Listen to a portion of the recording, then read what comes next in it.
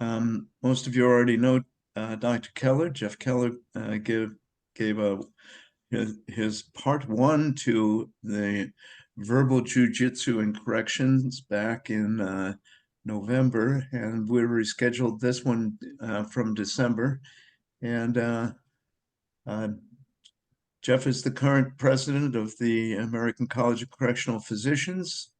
Um, these recordings belong to the ACCP and can't be used for any purpose without the permission of, well, essentially of Jeff and of the executive directors.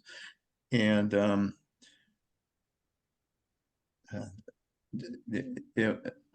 I'm going to go ahead and say that CME is available for this session, and you just need to request it if you wish. Jeff, without further ado, you tell me if there's something else you want to say by way of introduction. I really appreciate you doing this, and I appreciate us keeping this series going. So thanks. You're welcome. So I have a cold, so I'm going to be coughing and sneezing and hacking. And so you're lucky not to be in the same room with me because I'm spewing viruses left and right. So I started with correctional verbal jujitsu a couple of months ago, and this takes it further. I have no conflicts of interest to declare for this, by the way. That's let's review part one. Our goal, the whole purpose of verbal jujitsu is to have a healthy patient-doctor relationship or practitioner relationship, a healthy patient-nurse relationship. In order to do that, number one is don't label your patients. If you call your patients inmates, then they're not patients.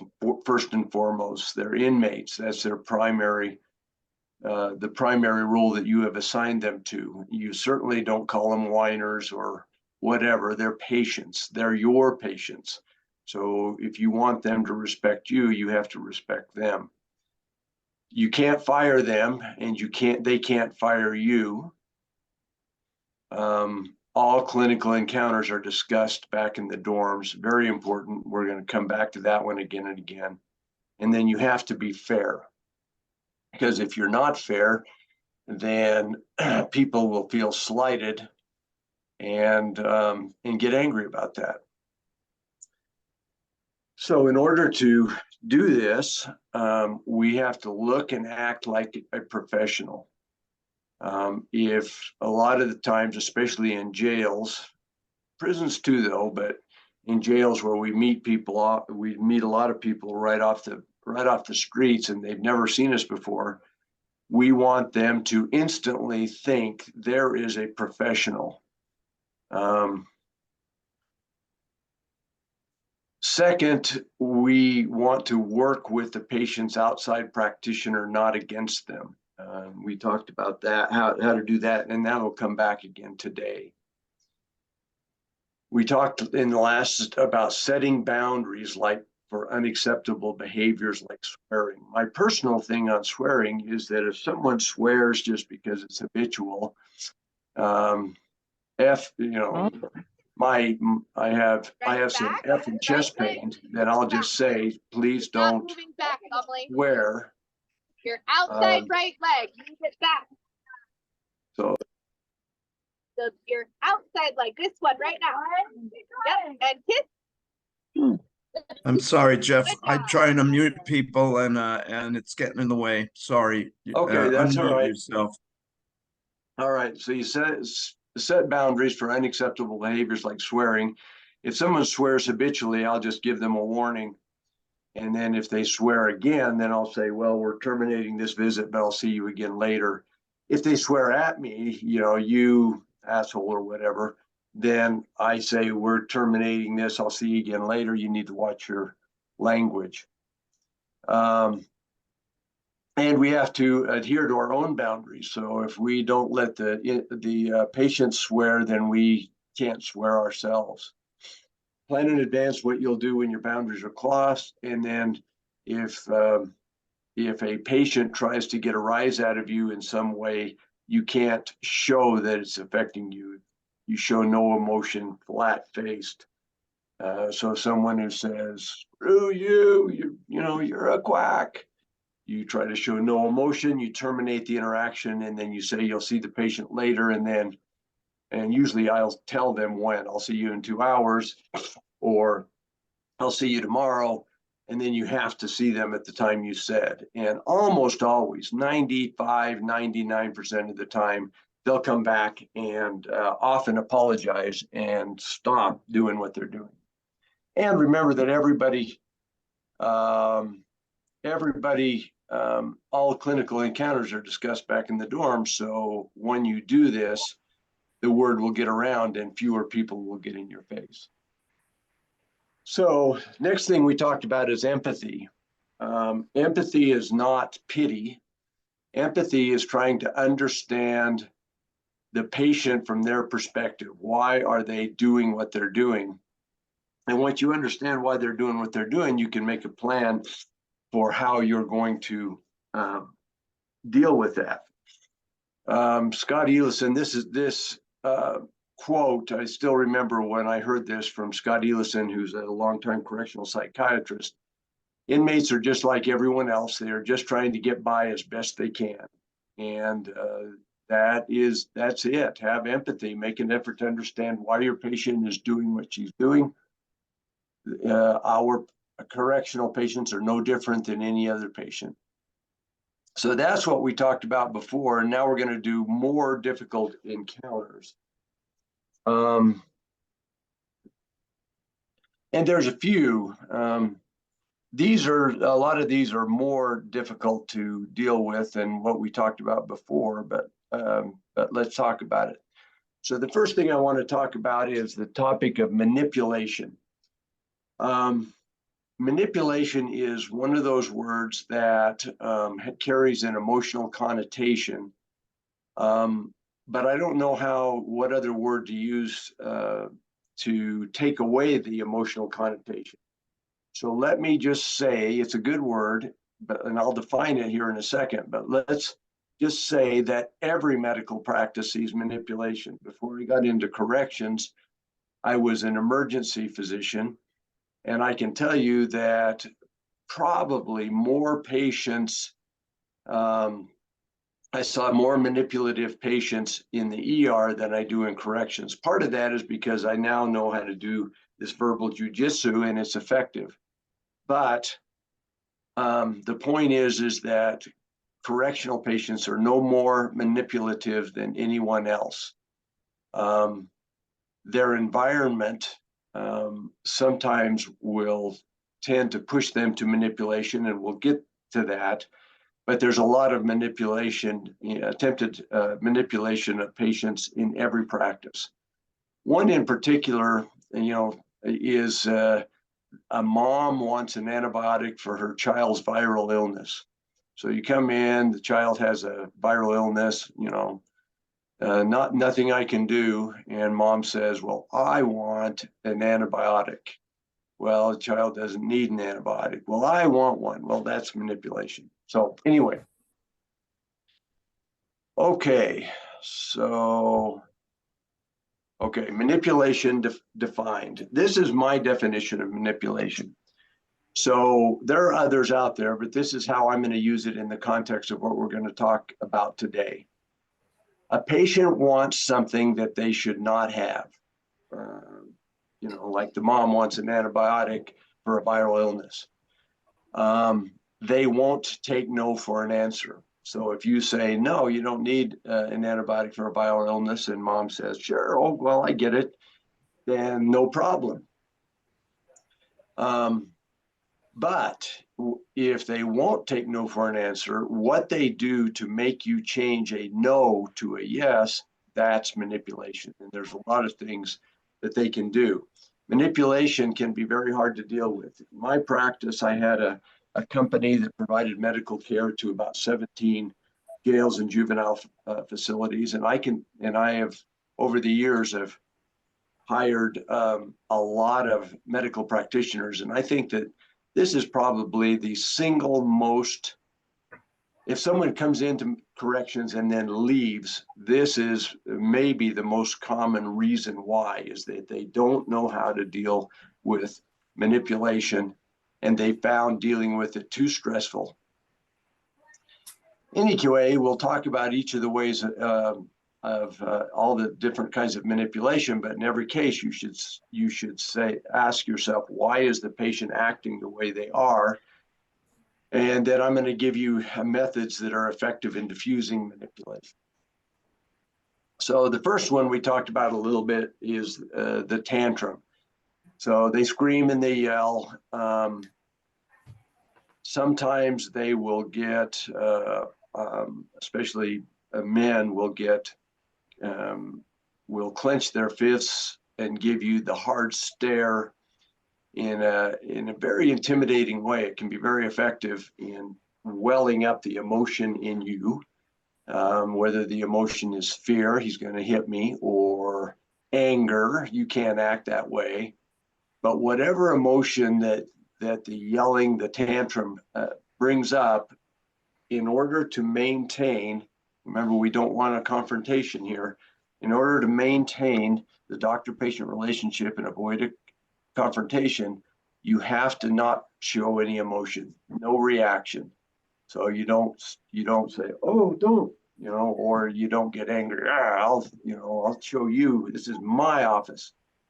Instead, you show no emotion. You say, I'm ending this medical visit.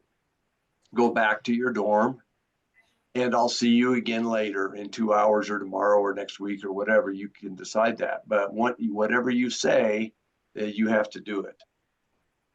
That's how to handle the tantrum. And it's very effective.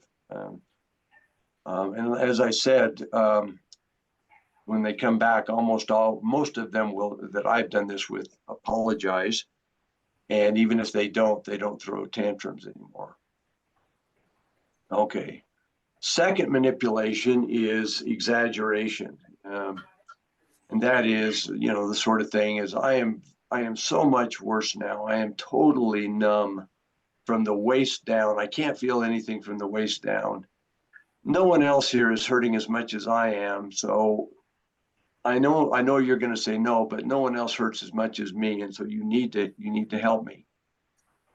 But the thing about exaggeration is that if what you want is for the person to say, you did it, doc, I'm better, I am cured, it will never happen.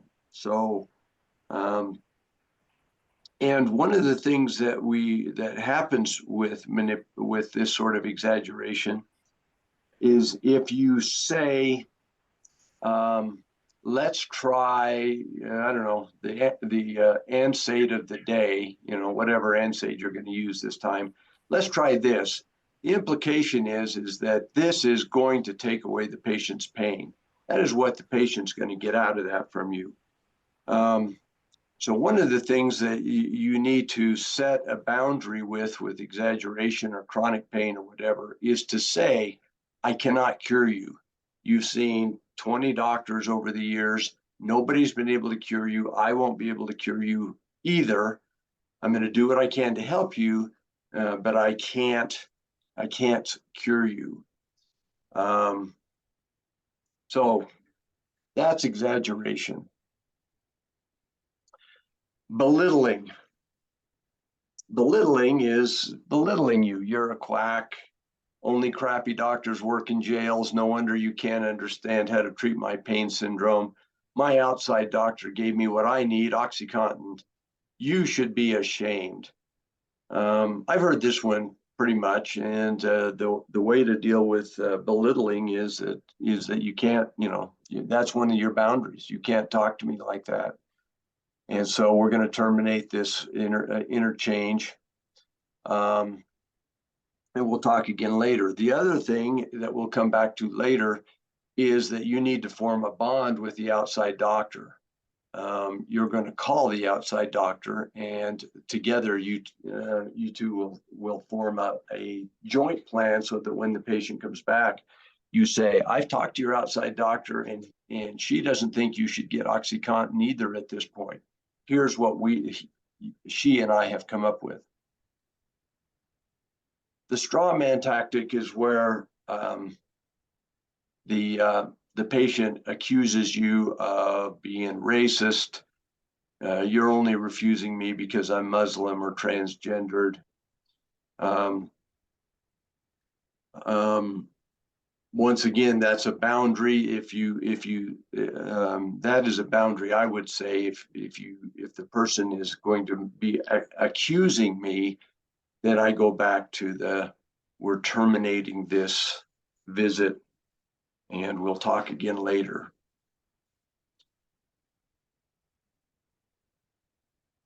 Fawning. Fawning, of course, is the exact opposite of belittling. Fawning is the fact where they, you're the best doctor I've ever met. I tell all the other girls in the pod how great you are. Some people are very good at fawning because they practiced it so much. Fawning very often slides into flirting and sexual innuendo. You always smell so good, doctor. What kind of cologne do you use? One of my patients, I remember, said, "You sure can wear a suit well, Dr. Keller. I used to work at Macy's, and so I know." But the idea is, once again, is with fawning, a lot of times, especially with people who are really good at fawning, you are going to have an emotional reaction. And most of the time, the emotional reaction is, I like you. I'd like you to say these sort of things to me. I like to be complimented. But you can't show it. It's the exact same thing as if they're screaming that you're a quack. You might feel an emotion, but you've got to be flat-faced. And then depending on what the fawning is, how egregious it is, sometimes you can just ignore it. And other times it's crossed your boundary and you say, I'm terminating this interview. But once again, when the person who was fawning goes back to the dorm, they're going to say that, gosh, Dr. Keller just didn't show any emotion or anything when I was trying to become friendly, and it didn't work. And that means less people will do it in the future. Next one is splitting. Splitting is a more effective kind of manipulation than the ones we've talked about. They all can be effective, but this one is very effective. Splitting consists of comparing you to someone else who would give the patient what he wants. Sometimes it's an outside practitioner.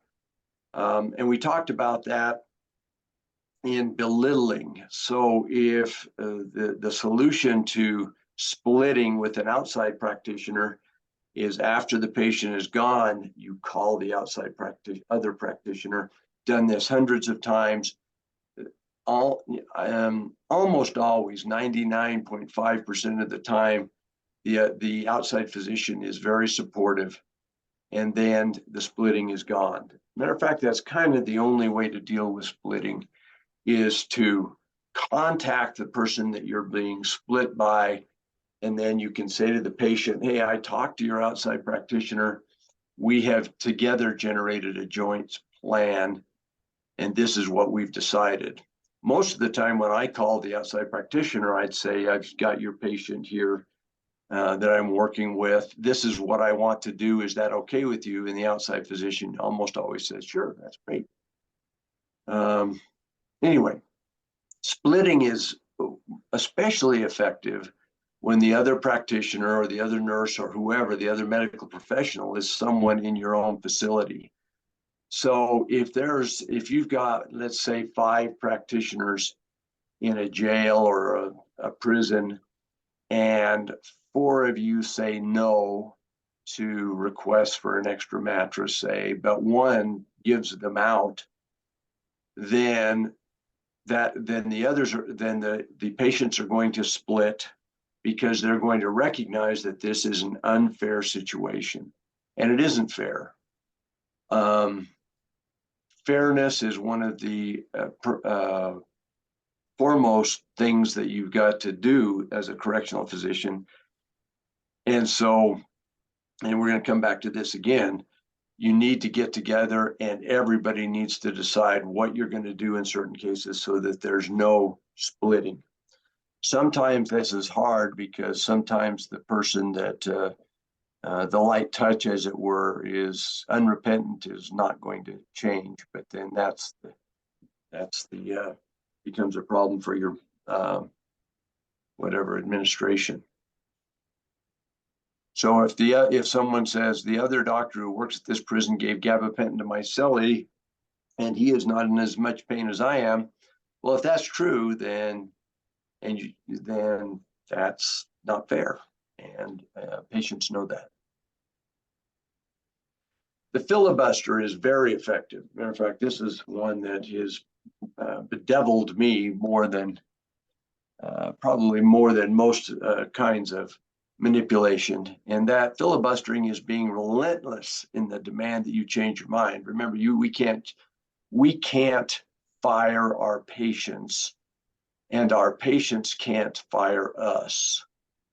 So if you say no to something, they can say, I won't leave your office until you give me what I want. I'll argue with it, whatever you say. I remember one patient I had who just pulled up a chair and said, let's work this out right now.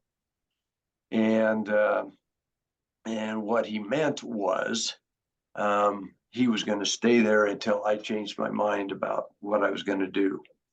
I said, remember this particular encounter is, I said, well, I'm going to talk to your outside doctor. And he says, well, call him up right now with me in the room. Let's do it. Let's get her done.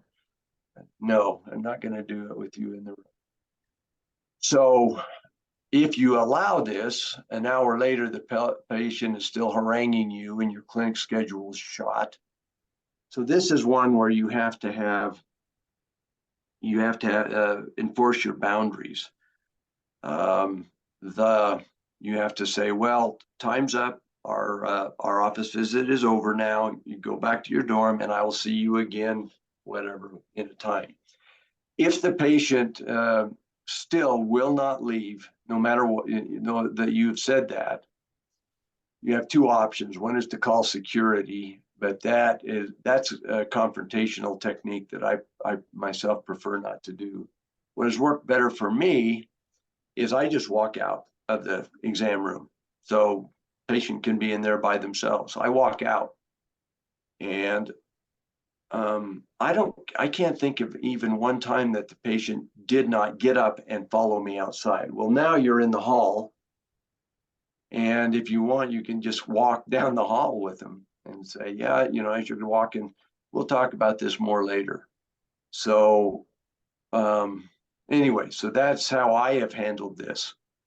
The second kind of filibustering is harder to deal with, and that is, I'll be in your clinic every week with the same complaint. Nothing you do except for what I want will ever work. After 3, 5, 10, 20, 50 visits for intolerable headaches, you'll finally give in and write the prescription for Tramadol, that was a misspelling, Tramadol that I want. I want Tramadol, and you're going to give it to me. And so, you know, I can try, but remember, you know, they've got to have this conversation with them. I cannot fix your chronic headaches. I can try stuff, but I will not fix your chronic. And as a matter of fact, even if I gave Tramadol, the patient's not going to come back the next time and say, you did it, doc, you cured me. I've had chronic headaches my whole life and they're gone. No, the patient's going to come back and say, the Tramadol has helped, but I want more. So anyway, so that's filibustering. We'll talk about how to deal with that in a second. Second one is self-harm. If you don't give me what I want, I won't take my insulin, I'll cut, I'll insert. Self-harm is way over, kind of over my head, especially people in prisons, not so much jails, but I have seen it in jails. But in prisons, these people are horribly hard to deal with, and even the manipulative techniques I'm going to give you aren't really don't often help entirely with self-harm. So a lot of times you got to bring in a professional, and for that I'm going to put a plug in for my colleagues, Sharon Barboza and Joel Andrade, who professionally have a course on how to deal with patients with self-harm. And if you really have problems with that, they will come and work with you and really help. Anyway, the champion. The champion can really hurt you too. The champion is someone who pleads the patient case from the outside. It can be an attorney, an advocacy group like the ACLU, but most commonly is mom, family member.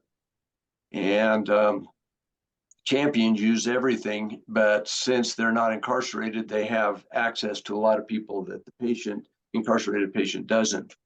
I even had one grandmother who was in my mind, was a Munchausen by proxy person, but she actually called the state governor about her son who was incarcerated in my jail.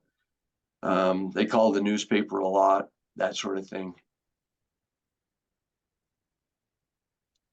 And then here, I'll report you. And this is where patients can really hurt you. I mean, you're doing the right thing medically, and you can have a clear conscience that you're doing the right thing medically. But when they make a report, make a claim of medical malfeasance to the Board of Medicine, that's going to hurt, because you're going to have to spend hours and hours responding to that. Some states kind of put claims by incarcerated people on a different level than claims from outside people, but a lot of states don't. And even if they aren't as vigorous in that, they still are going to, you're still going to have to spend a lot of time. Same thing with tort claims and malpractice lawsuits. If a patient files a pro se malpractice lawsuit, you still have to get an attorney, go to the pre-litigation panel, all of that. And you're going to spend hours and hours and hours. It's going to be on your, you have to report it. Yes, I was sued for malpractice. So these sort of people can really harm you. And so in this way, and what we want to do is we want to avoid this sort of confrontation. I mean, once you get into responding to complaints against the Board of Medicine and malpractice lawsuits, then you are adversaries. You no longer have a good doctor-patient relationship. So we want to get away from this. Okay. So I'm going to give you a way that has worked for me. Once I discovered it, these all kind of went away. I dealt with these early in my career, but about the last 5-10 years of my career, I had essentially none of these. And so I'm going to tell you how that worked. The first thing is, for all of this, is to have empathy for the patient. And even if you don't like them, it doesn't matter. It's what you're trying to do is put yourself in their shoes and say, why are they doing this? Well, one of the reasons that they're doing this is that that's their personality. That's what they do. Someone who throws tantrums in front of you probably throws tantrums on the outside. Someone who's threatening in front of you probably is threatening on the outside. And probably these have been effective techniques on the outside too, with family members, spouses, children, bosses, whatever. But that isn't what I'm getting to here. A lot of these patients have really not heard no very often. So they're in the outside medical community, let's say, And they don't hear no on the outside very much. Mostly, it's kind of different once you get into corrections. So if they really expected you to say yes, I need some tramadol, and their outside doctor never did not give them tramadol, and you say no, well, first of all, they're gonna feel an emotion. They're gonna feel like anger. Why not? My outside doctor gave it to me. And saying no to them implies that you could have said yes if you had wanted to. So a lot of times patients will feel like the no wasn't fair. My outside doctor did it, you don't. You gave, somebody else here gave it to my cellie, you won't. It's not fair. Therefore, that they will take the no as an insult and a sign of disrespect. So many manipulative patients are motivated by a feeling of the righteousness of their cause. That's the insight I have to you. They're not trying to make your life miserable just to make your life miserable. They think, most of them, they think they're doing the right thing. So how do you get around that? The solution to all of this is don't be the decider. Now I'm going to have to break that down, but this is probably the biggest tool, the greatest tool that has saved my doctor-patient relationship with so many patients is this one. I'm not the decider. Let me tell you what that means. The first thing is part one. Don't be the decider. Have written policies that make the decision for you. So you can do this with a lot of stuff. Second mattresses, own shoes, special shoes, bottom bunk, double mattress, double pillows, whatever. What you do is you get everybody on your team together, you decide in advance what you're going to say, you write it down, and then when the patient says, I want a second mattress, you don't say no, you say, I can't. I can't. This institution has a policy for second mattresses, and I can't give you one. Now, you can't do that and have be split by someone else in your team. But if everybody follows it, the patient will go back to the dorm and say, hey, you know what? You can't get a second mattress here at this facility because they have a policy. Absolutely, perfect. It's exactly what I wanted you to say. Okay, or whatever. You can make whatever, certain people do get a second mattress, but you define that in advance. At my facility, for example, just for 2 examples, we would give a second mattress to anyone over the age of 60 and to pregnant women and a couple others. But you can decide who you're going to do that with. And then it's a written decision and you're not the decider. So you don't say no, you say, I can't. Don't be the decider. Part 2. So this is where they come in and they say this is more jails than prisons, but prisons, it will be very effective too, especially people who haven't been there very long and still have somewhat of a tie to their outside doctor. As a matter of fact, anybody, if a person incarcerated in a prison brings up their outside doctor, my outside doctor used to do this for me, and this is what I want you to do, that's splitting, and you got to call the outside doctor. So that's part 2 of don't be the decider. My outside doctor treated my hypertension with clonidine. Really? I don't think so. But you don't say that. You don't say, that would be dumb to do that. And I don't think your outside doctor, what you do is, I'll check. You don't say no, and I want clonidine. You don't say, no, I'm not going to give you the clonidine for your hypertension. I'm going to check with your outside doctor, and I'll get back to you later. So you call Dr. Smith, And no, I gave him clonidine for whatever, anxiety or whatever. And then you can bring him back in. I talked to Dr. Smith, and I agree.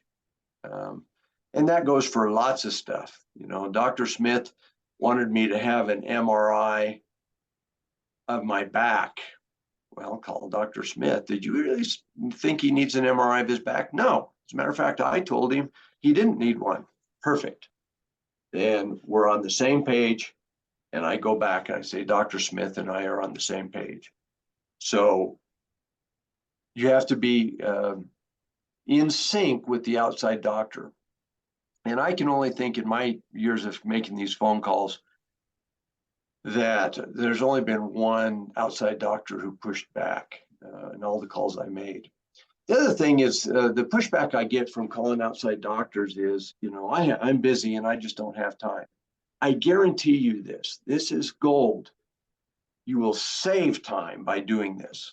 If you call the outside doctor, in the end, you will save time, because if you don't, the patient is going to keep bringing it up. They're going to talk about Dr. Smith next time and the next time and the next time. So all you have to do is make a quick phone call. I've never had a doctor that gave me any problems with this, and they essentially all were very supportive.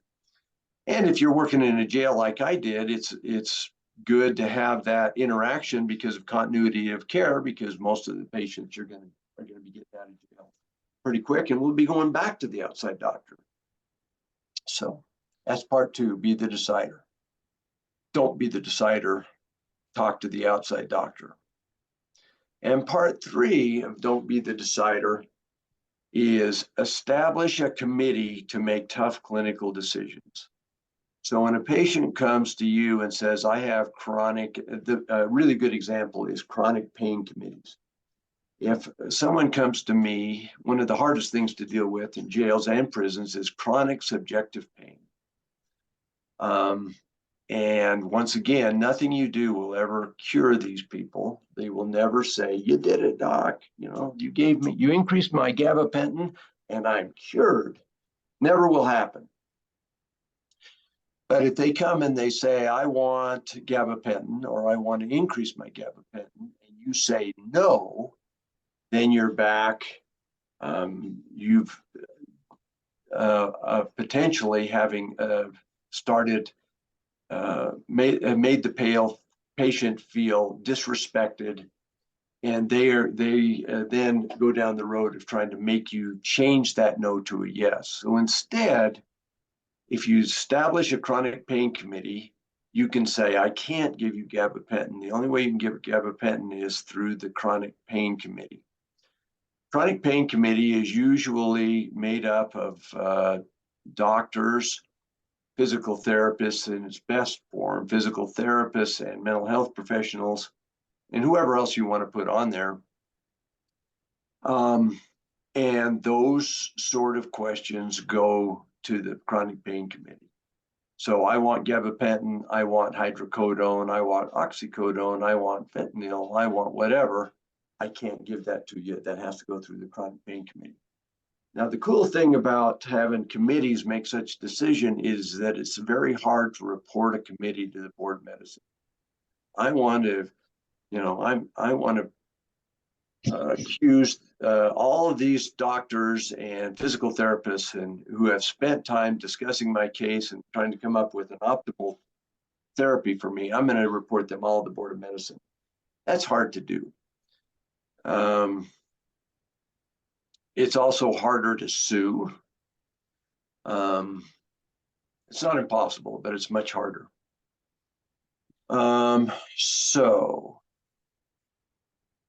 Okay, so that's all about manipulation. The last part of this, just briefly before we go to questions, what time do we have? Oh, yeah, we got 5 minutes before questions. Not all difficult encounters are due to manipulation. Some difficult encounters are just the opposite. So the laundry list guy. The laundry list guy is the guy that has a gazillion complaints, and he comes in and he wants to talk about all of his complaints. I got a hemorrhoid and a rash on my foot, and I got what's this spot on my arm, and it kind of hurts when I take a deep breath, and my bowels aren't working really good. And he wants to talk about all these medical complaints. To discuss them all is going to take a long time, so it's almost like a filibuster, only he's not filibustering. He really wants to talk about his medical things. So why is he doing this? This is the opposite of manipulation. He likes you. He likes the whole medical experience. He truly worries about his health.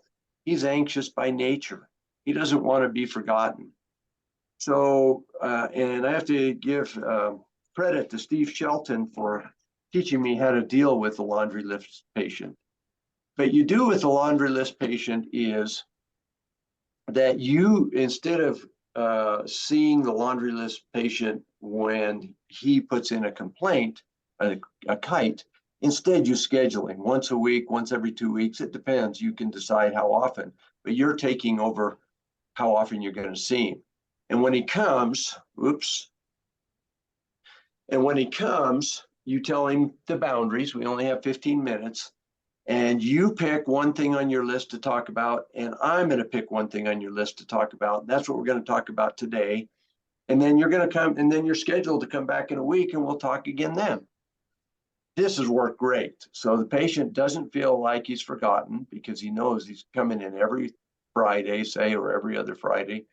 He knows that you care because not only is he picking one, you're picking one that I want to talk about your blood sugars today.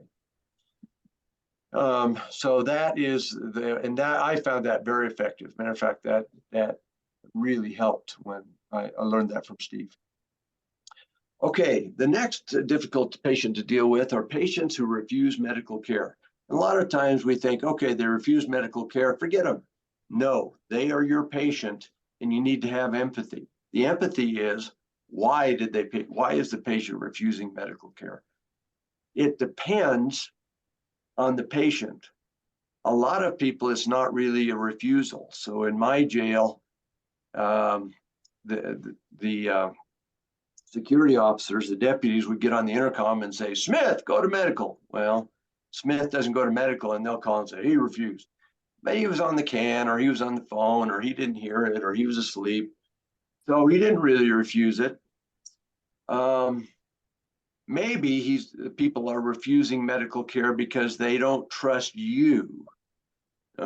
They think only crappy doctors are jail doctors. The only good doctor I've got is my outside doctor. And if that's the case, all you need to do is establish a rapport with the outside doctor, and you can bring that patient back into your fold.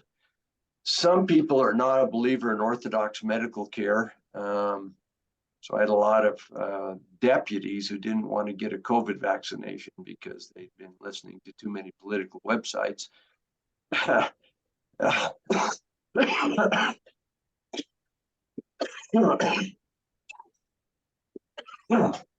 Excuse me. But in each case, it is not enough to just say, oh, they're refusing, forget them. No, they're your patient. What is your plan to overcome this and provide that patient with excellent medical care? And it depends on why they're refusing. But one of the things you got to do is talk to them. So sometimes, you have to make it I go to the dorm to talk to them. Sometimes I make it, this is can't refuse, bring them to medical anyway. Anyway, there's a lot of things, but you got to work this out. And even if they did refuse medical care on one occasion, that doesn't mean they're going to refuse it in every occasion. So keep that in mind. And then finally, the patient who never complains. I've seen a lot of these. These are actually pretty hard to deal with because if they never complain, you never know that they're sick. And if you're having empathy for things, why would people not tell you why they're in distress? Well, one, they're tough. They don't complain because that's their nature. They have psychiatric issues, the personality issues. So what is your plan to find these? Without going in, we're running out of time, without going into too much, You have to have a relation. The people who see to see incarcerated people day in and day out are the security ops, correctional officers, deputies, and the nurses who are going around. They're your eyes and ears. And so there's a couple of red flags that I teach deputies and correctional officers. I want to know about every patient, everyone who doesn't sleep. If a patient doesn't sleep all night, I want to know about it. If a patient doesn't eat, I want to know about it. If you think a patient looks sick, I want to know about it. So that's it. So here's the principles of verbal jujitsu. They're just, patients are just like every other kind of patient. Don't use pejorative terms like inmate and offender. Set boundaries, take charge of the interaction. Don't be the decider by writing policies and guidelines, working with outside practitioners, and setting up committees. Okay, bonus.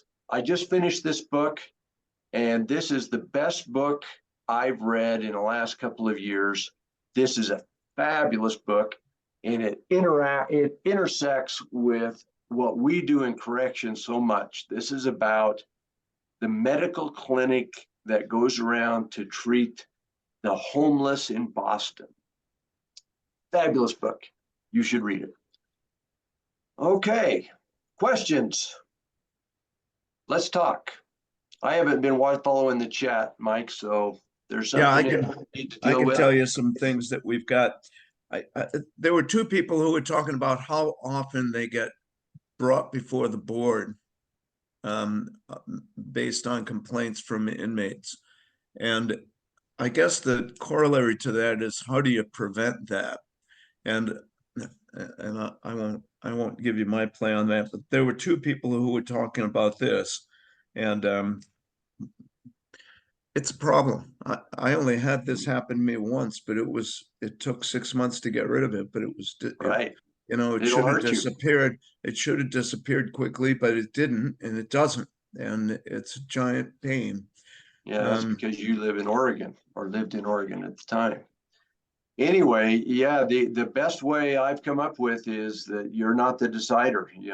Instead of reporting you, they have to, if there's a disagreement, I really think I should be on gabapentin, I really think I should be on this, then will make that go away is to defer that off to a committee. So send it up, you can even set it up yourself. I'm going to put together an informal ad hoc committee of people to talk about your case, and that's who's going to make a decision.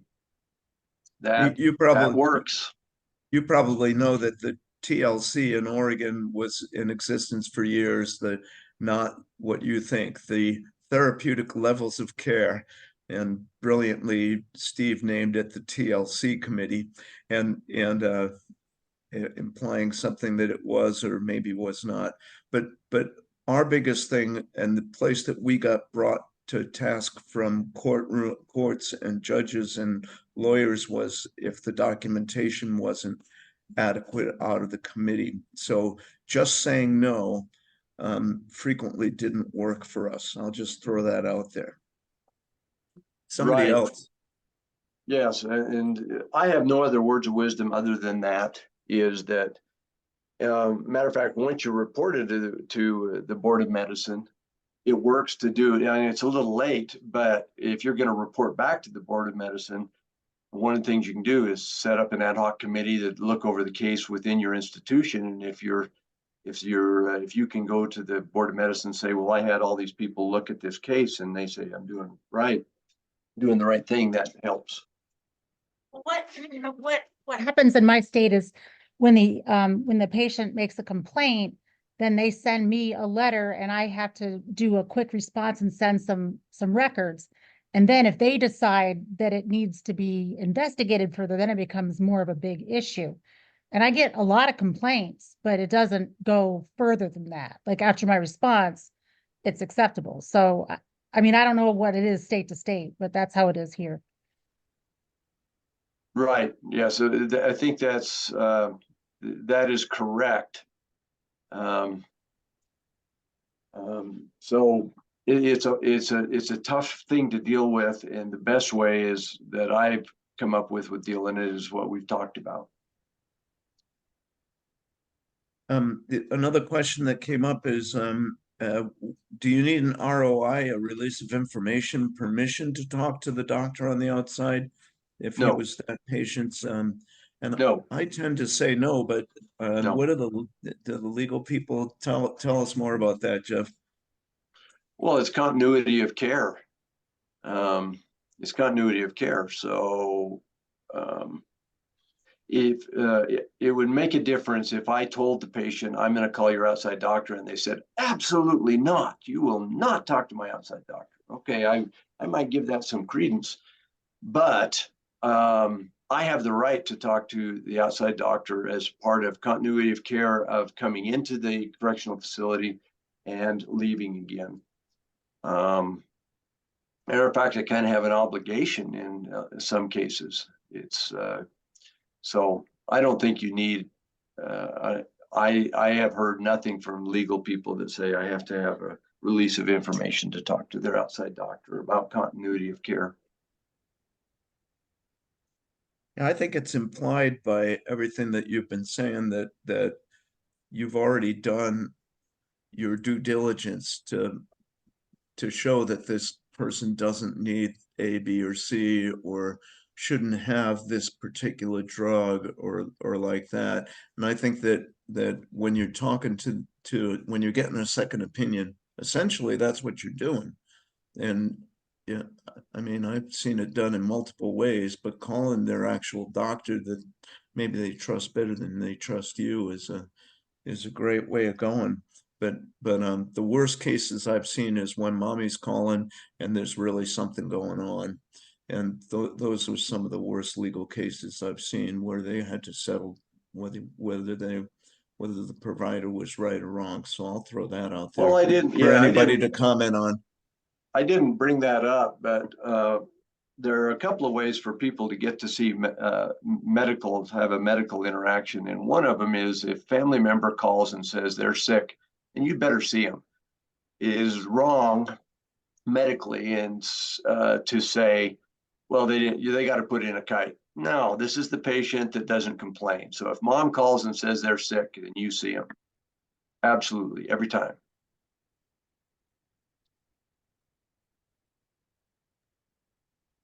Anything else? Why don't people ask their own question? There was one other question that didn't seem to be answered yet, but so there was one question about when you're terminating an appointment with somebody for whatever reason you're doing it, do you tell them, look, I used this before. Look, I'm going to have to terminate this agreement. You're feeling it's feeling like we're both out of control here. Or if it's not appropriate, then this appointment is getting out of control or whatever. And I think you need to leave now so that, this doesn't go any further and we can try again tomorrow or whatever. I use that all the time. It's a really powerful tool. And I agree with you that most of my people came back either apologizing or whatever. We had a better relationship after it was over. But the question is, do you try to explain why you're asking them to leave, or you just tell them to leave? I think know the answer. no, I will tell them why they're leaving, but they know. I mean, they know. If they're throwing F-bombs at you and you say, well, we're done, and or if they're calling you a quack and you say we're done, they know why. But you can say, you're I don't allow swearing, and so we're going to terminate this one, but I'll see you again. Or, whatever, just like you said, we're going to terminate this now, but I'm going to see you again. And for me, it's important to say when, tomorrow, 2 hours, whatever. And then you see them in that amount of time. And once you've kept your word, that that goes a long way to building credibility. And two, that gets reported back to the dorm. Everybody in the dorm knows that you kept your word. Go ahead and speak up. You looks like you've got a question, Aaron Jones. Yeah, I was gonna raise my hand. I couldn't figure out how to press the raise hand button. I wondered, for the guys that's here, you know, a lot of the male, I work in a male prison, and they'll do what I call the rooster strut. They'll puff up real big and get loud and like maybe even stand between me and the door. Do the guys do that to other men, or is it just something they do to women? They do it to other men. They do it to men too. Okay, just They do wondered. it. Matter of fact, they do it back in the dorm. They do it to, yeah, they do. It's if they're doing it to you, it's just um, a pattern of behavior that they've learned and practiced, and it's effective.